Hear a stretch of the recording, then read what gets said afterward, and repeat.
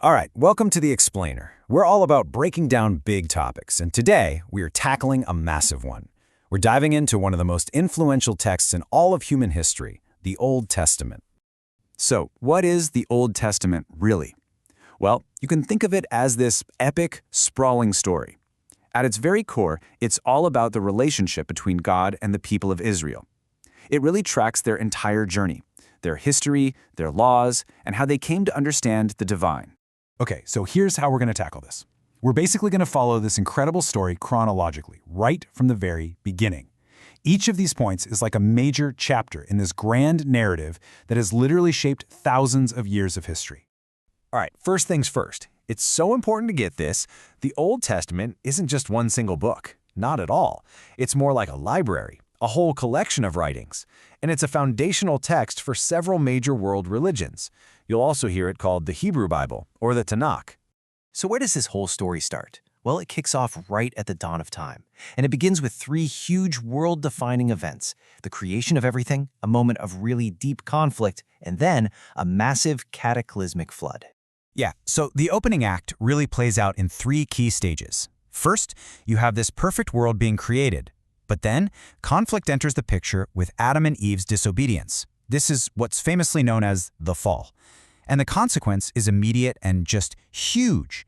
Humanity is suddenly separated from God. And that separation, it doesn't just stop there. It kind of spirals out of control, leading to widespread wickedness. Things get so bad that it triggers this dramatic reset of the entire world, the Great Flood. Out of everyone, only one family, Noah's, is saved to basically start humanity all over again. So, the world is reset. But how is that broken relationship between God and humanity ever going to be fixed? Well, that's the crucial question, and the answer comes in the form of these sacred agreements or promises. They're called covenants. And what's really fascinating is that these covenants aren't just one-off deals. They actually build on each other. It's like a progression.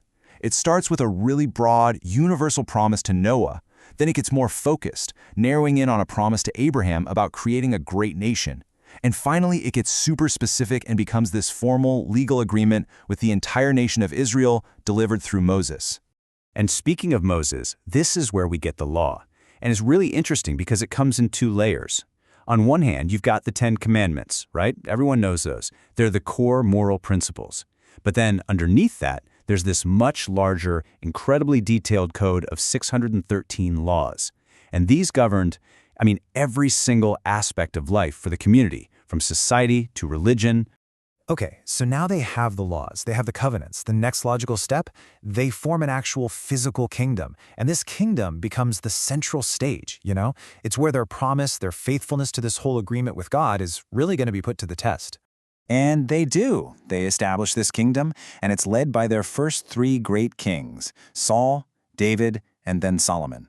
And for a while, it's a golden age. This is the period when the nation hits its absolute peak of power and influence in the ancient world. But, you knew there was a but coming, right?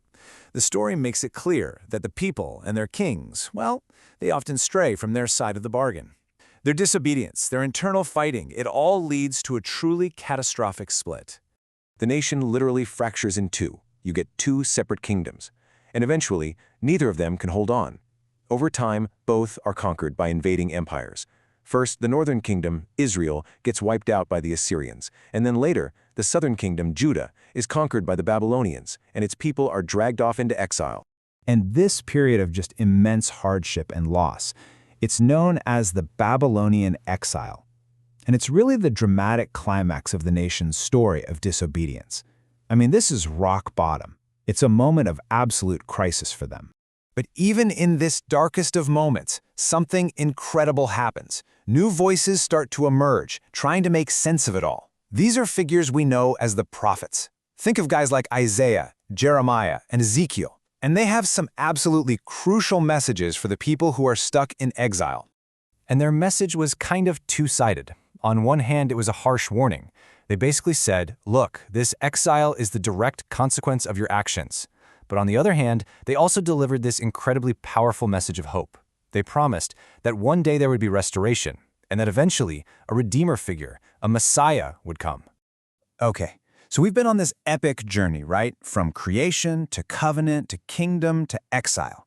So let's step back for a second. What's the big picture here? What are the main ideas that are holding this entire massive story together? Well, the whole story is constantly circling around these huge themes. It's always weaving together these big ideas about creation and why we're here, about sin and what happens because of it, and about the hope of redemption. And all of that is built on this foundation of covenant, law, and justice. And through it all, you see this evolving picture of the very nature of God. And that leaves us with one final and I think really important question. Because a story like this doesn't just end when you close the book, right? Its influence is absolutely profound.